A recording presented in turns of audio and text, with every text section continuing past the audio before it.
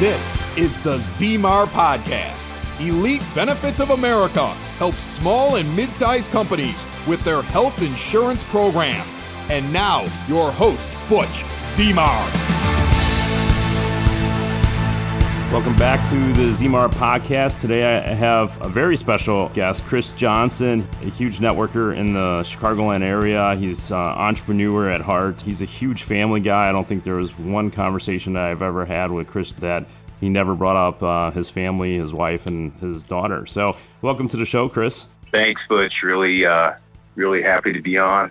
I've admired you for a lot of years, man, and the way you carry yourself. And as I told you on many of our conversations, your name comes up a lot with other mutual people. So I think if you're doing the right stuff and hanging out with the right people, then other great people kind of hit your ecosystem. So grateful to be on. Thanks for saying that, Chris. Can you give our audience just a little bit of background for you? Obviously, you got a lot of passion in your history, and then, of course, entrepreneurship. And Sure. Yeah, I started, born in Bloomington, Indiana. I guess we'll start from the very, very, very beginning. And, I would say I've had a charmed life for my entire career. Has it always gone exactly the way that you set out to, the things that you set out to do with your life and the visions that you have? No, but as far as how I was brought up, the relationships that I've been able to have, I've just had a absolutely charmed life. Grew up in Bloomington and have been on a very strong entrepreneurial path. Have and got instilled in loving people and loving yourself from the outset with my parents. And I say this on every podcast. I love my mother. I love my father. I have been, blessed beyond belief with fantastic parents, and have a great wife. We have a young daughter that is almost 4, which is the light of our life. And it wasn't easy to have her with in vitro and all the things that we had to do to have her. And so I don't take that for granted. And, I've got friends that have had autistic kids. I mean, I've had the whole gamut of friends, and to have a healthy, blessed, smart, beautiful little girl it doesn't go unnoticed. And, I'm grateful to God every day for that. So, but been on an entrepreneurial path, since the outset. I actually, funny story, I sold cantaloupes with my father. We used to go to a farm and cantaloupes, watermelons from the age of like 6, 8 years old. So I learned how to negotiate and sell at a very, early age. And so that started the entrepreneurial path. And then I've spent, we'll get into my career, but, really an entrepreneurial path, but really a love for people and a love to make people in a better position than they were and lift them up. So that's always been my passion. Awesome. So with the cantaloupe, is that like a lemonade stand? So you have a cantaloupe stand? Almost. Yeah. I think, Washington, Indiana, Southern Indiana is known for their watermelon and cantaloupe farms. So yeah, we would do that and maybe raise a little bit of money for our baseball team and things of that sort. And I would also make a little bit of money each summer. So I guess the entrepreneurial journey started there, along with the philanthropic side of things as well. So I was grateful to spend that time with my dad. Yeah, for sure. And then in your adult life, you actually jumped into a franchise and actually built a company from that. And it sounds like you had employees and everything was great. And then you moved on from that. But a lot of entrepreneurship in those days.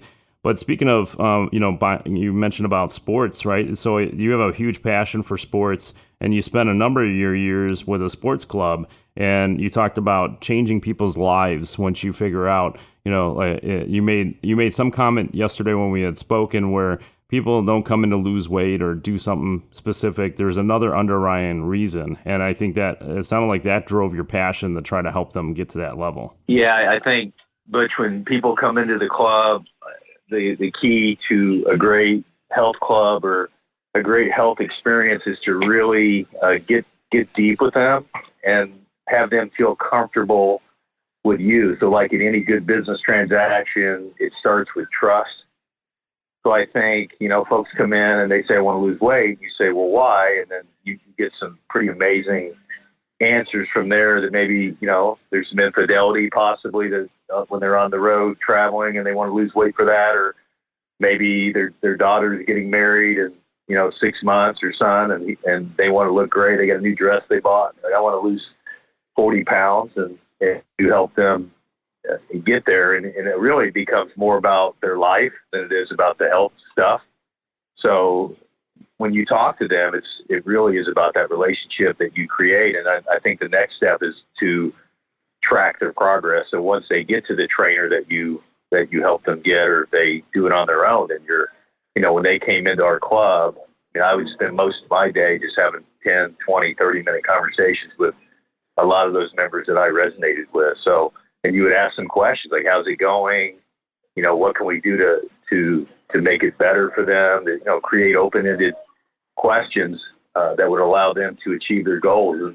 And when they did achieve that goal, whatever they set out, there was really nothing more satisfying in that role. I spent 15 years off and on working in that role. And I didn't always make the most money, Butch, but I certainly was fulfilled. And then as far as the staff that we had, it was a family. It really was, and probably kept me in that world longer than I would have been in it. But I just enjoyed the climb every day of making people better. And then our staff was so awesome to be around, from the food and beverage people all the way down to the locker room attendant. And, I had probably better relationships with the folks that in that role than I did maybe even the president of the company that would come into town every so often in Cincinnati. So I think that's really important when we talk about business and life, is that how do you treat people that can do nothing for you?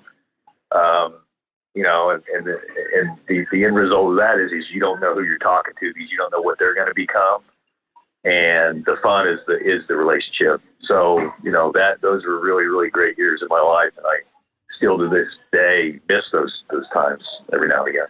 Yeah, you bring up a lot of great points that not only in what you were doing, but a lot of the business owners that you and I shake hands and rub elbows with all the time, outside of COVID, of course, but or Zoom meetings nowadays. But they're of course, outside of COVID, right? We were not shaking hands in COVID. No way. That's no way. But we had a bunch of Zoom calls, and we'll get to that because there was a lot of success on some of the things that you worked on during COVID. But a lot of things you had talked about is, finding that purpose. There's business owners out there that, they think they found their purpose, but a lot of times it's too broad. So eventually it fizzles out, and then you got to find that purpose that drives the passion. And I know you had shared some experience. We don't have to get into details, but you always got to be passionate about what you're doing. And you went through, obviously a high life of passion of what you do with the clients and what you're doing obviously with the sports club, but then obviously moving the things that you're not so passionate about, it changes the direction of success. And even just like you had mentioned, maybe not the most money at the sports club, but it's fulfilling, right?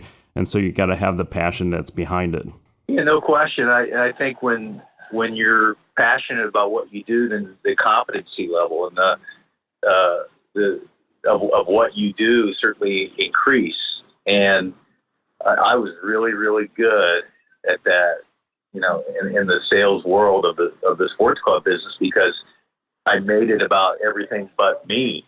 And if you can really invest in other people, Butch, I think your trajectory of growth and your competency level goes up very, very quickly.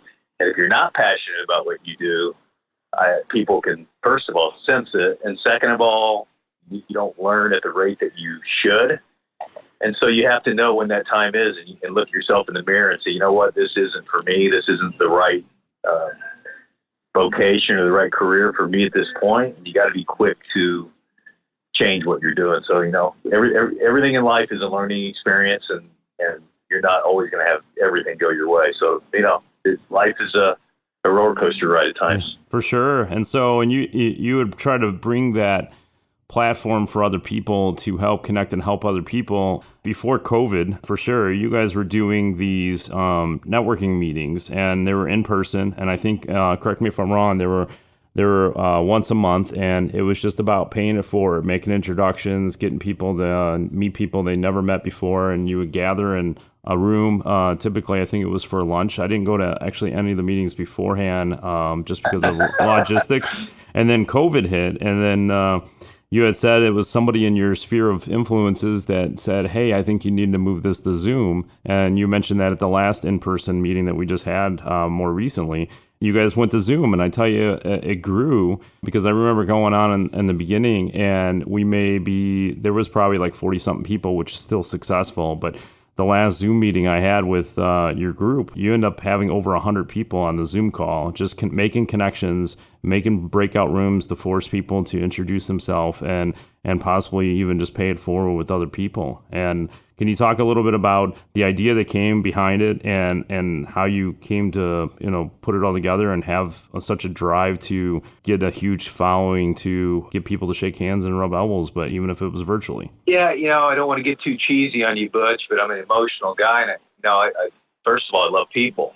And I'm an Indiana guy. We got a football coach, and I always delve into sports with something. We got a football coach named Tom Allen who took the reins about 4 years ago. Indiana's the most losingest, that's a word, program in college football history.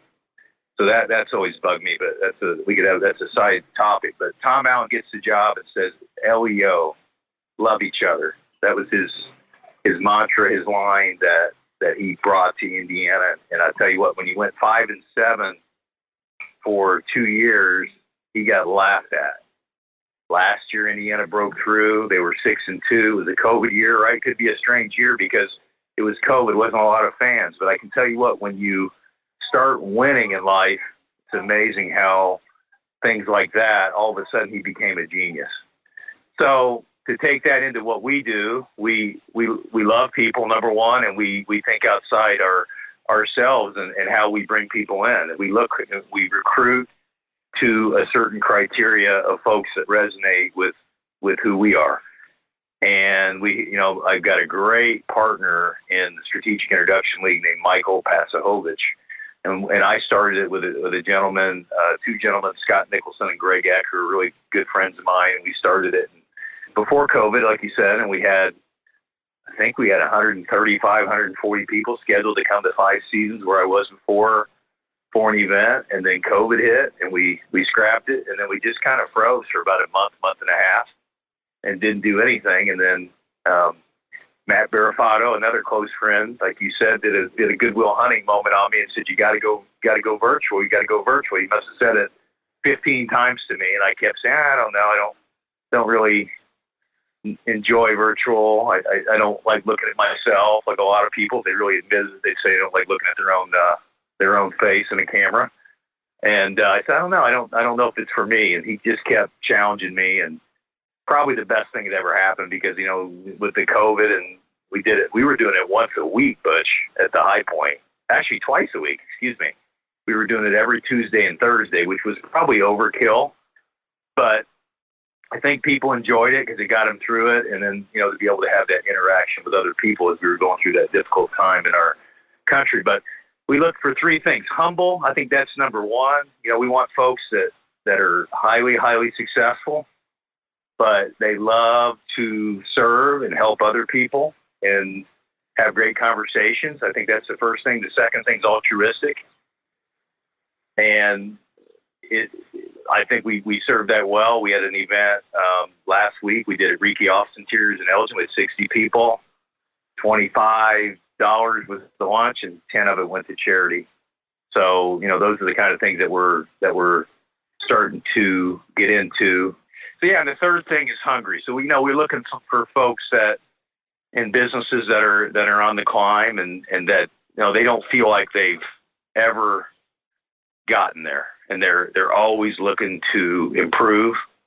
So when I look in someone's eyes and I kind of see that they think they've already made it, that to me is something that I would say we're not really looking for. We want folks that are on the climb, and they want to improve, and they want to really drive revenue, number one, and help other people do the same. And I've had some really, really good people I've been around in my life, Butch.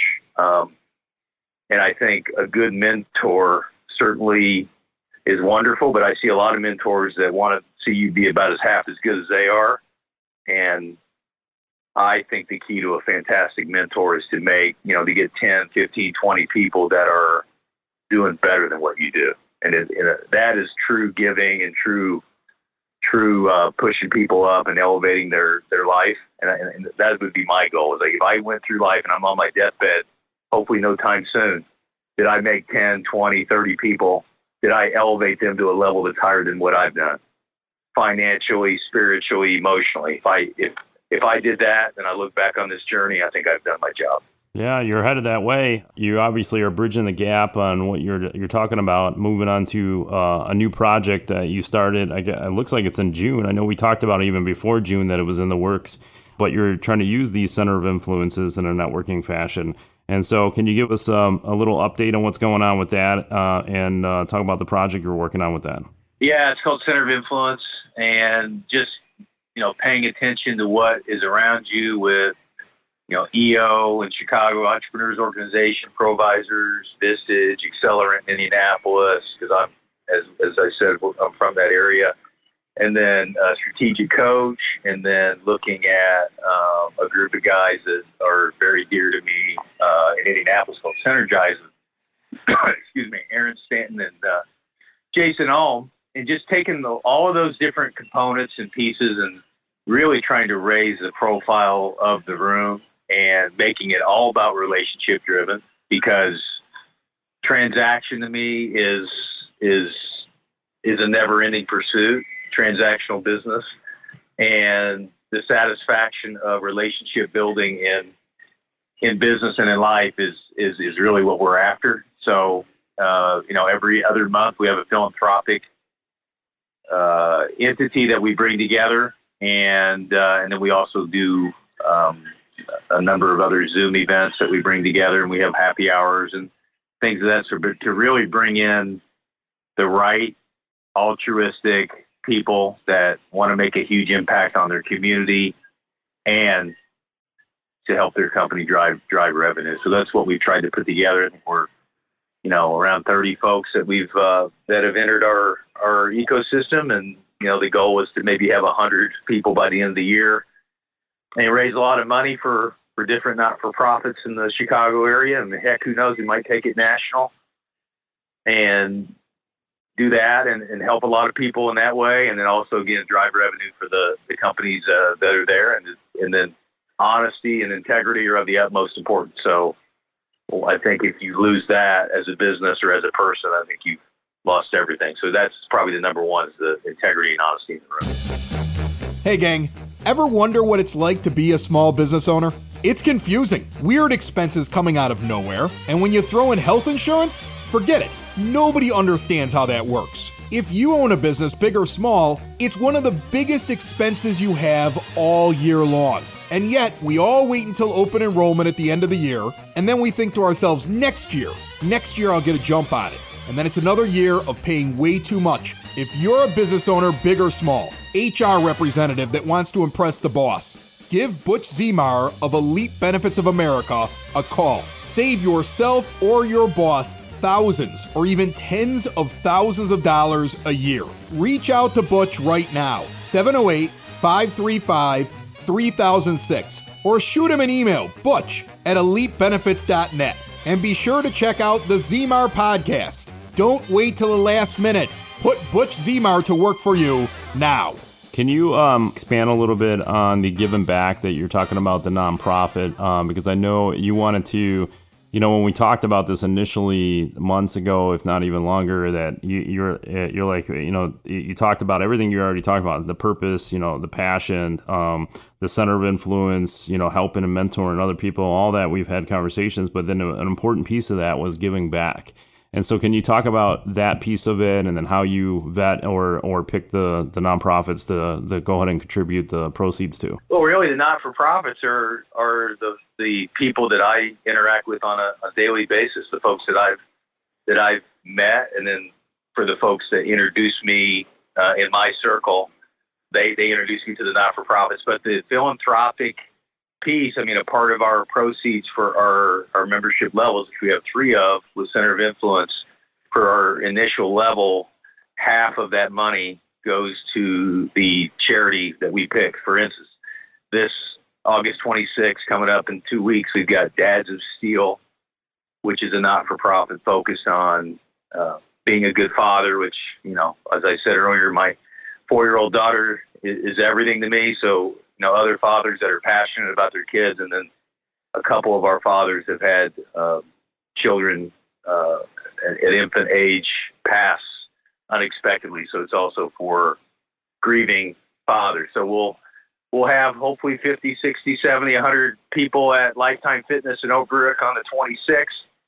And the goal is to raise, as much money as we possibly can with our dues. And secondly, we'll have some guest opportunities if they want to come, and to just grow this. I mean, like these guys in Indianapolis, my friends, they've raised $64,000 for charity just this year with the not-for-profits they brought in. So that would be the goal, to be able to duplicate that or even exceed that eventually, and then also be known as, a group of people that generate opportunities for each other and keep it, and then be better influencers.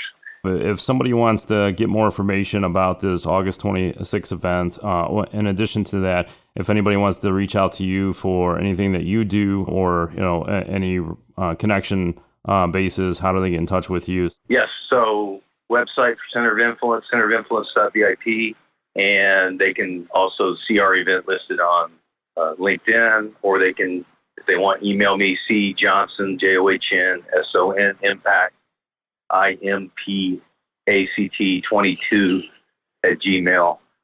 And, I welcome anybody to call, just to have any kind of conversation, because there is no bad one. And, any way I can serve or help someone, I'm all in. That's awesome. So great. We'll include links inside the show notes when we get this thing published. And then obviously, if anybody wants to reach out to Chris about his background or anything that he's working on in these big projects and his passion for people, they'll go ahead and reach out. I appreciate your time, Chris. This has been great. Maybe we'll get you back on and get you some updates, and we'll talk about some of the projects that you're working on at that point. Excellent. Thank you, Butch. Thanks for having me. Hey, some quick updates going on in current events. We are just a little over mid-year of 2021. One is President Biden's open enrollment that he extended due to COVID and other related matters for unemployment, for additional tax credits, and if anybody was in between jobs, they could purchase health insurance. That deadline is August 15th, which gives you about 10 days as of not right now, this recording. They probably will extend it, but they're talking about it, but nothing's passed at this moment in time. So if you're looking for a change, or you're in between jobs and you're looking for other alternatives related to individual health insurance, for example, for your family or yourself, right now is the time. They increased the dollar amounts that were actually given. So if you currently are on the plan, you could increase the dollar amounts given to reduce your premiums. That will expire soon. You can reconcile on your tax return, but if you want to update that, we could go in there and update anytime that you're ready for it, or it just could be reconciled on a tax return. But for the lower income ones, the income tax credit is increased. And then those with the higher income brackets may be eligible to reduce their health insurance premiums at this moment in time, since they increased it quite a bit. There's even families making $250,000 a year still able to get a tax credit. Not everybody will, but it definitely increased the cap on it. For employers, the renewal time is right now. So right now in our office, we're actually closing out November renewals, putting them together, quoting other marketing other programs, trying to see what other opportunities are there, not only for us, but for the employer, on how to retain and enhance the benefit program or make changes. Maybe they're running into challenges. And so right now is the time for that. Take the urgency off and make sure the open enrollment is smooth as possible. Right on deck right now is December renewals and January renewals. And so if you have a renewal that's coming up, don't wait. I know it's in the future. Some people wait until even 15 to 20 days before the actual renewal. It's all about scrambling at that point, especially if you're working with employees. And so start early. We don't have pricing that far out, but we could start doing preliminary planning, give you an idea where the market's going, and see if we need to make any adjustments. So review now. We talked about on another podcast about a scorecard that we offer. Definitely do an evaluation through the scorecard. There's no obligation. There'll be a link of that in the show notes. The next update, we're actually expanding inside our office. We're actually adding another staff member next week. They're going to be behind the scenes. You probably won't see them too much, but they're definitely going to be there for data entry and servicing for the smaller accounts. So the next step for employers out there, definitely fill out the scorecard, and we'll get you the report. And you can go to the website, elitebenefits.net/scorecard. You could also go to our website, elitebenefits.net, and just contact us through the contact page. We'll send you a checklist, a renewal checklist that you can review. No obligation. We'll just give you resources and tools, and there's an opportunity to do business great. You can send it over to you. You can start getting ahead of the schedule.